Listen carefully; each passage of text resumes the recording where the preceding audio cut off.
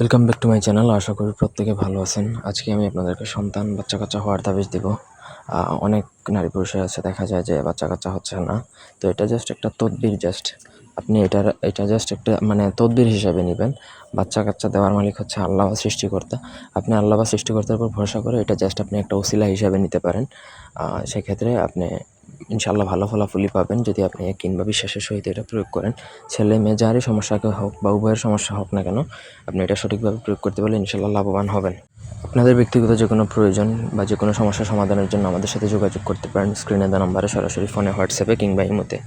তো এটা স্বামী স্ত্রী মিলনের সন্তান হবার একটা বীজ মন্ত্র। মাঝখানে ঘরে স্বামী স্ত্রীর নাম লিখতে হবে, দুজনের আসল নাম, এবং নকশাটা লেখা যায় যে কোনো দিনই, কোনো অসুবিধা নেই। তবে পাক পবিত্র অবস্থায় লিখতে হবে, না পাক অবস্থায় এটা লেখা যায় না। ভোজপাতার মধ্যে অরিজিনাল কামসিঁদুর দ্বারা লিখতে হয়।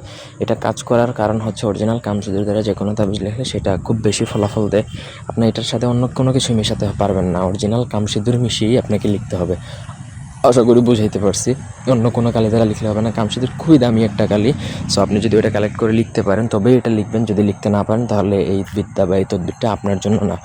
আশা করি এতটুকু বুঝাইতে পারছি। নকশাটা লিখবেন, লেখার পরে আপনি জাস্ট মাদুলিতে ভরে স্বামী স্ত্রী দুজনেই ব্যবহার করবেন। এটা কার সমস্যা সেটা তো বোঝা যাচ্ছে না, সেজন্য আপনারা দুজনেই ব্যবহার করবেন।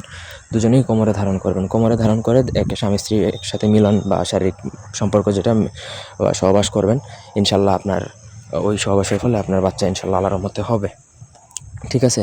তারপরে প্রত্যেকটা জিনিস হচ্ছে এটা আল্লাহর উপর। আপনি জাস্ট এটা একটা ওসিলা হিসাবে, তদবির হিসাবে নেবেন। এটা আপনাকে গ্যারান্টি দিবেন, যা এই তাবিজের উপর কোনো গ্যারান্টি রাখবেন না।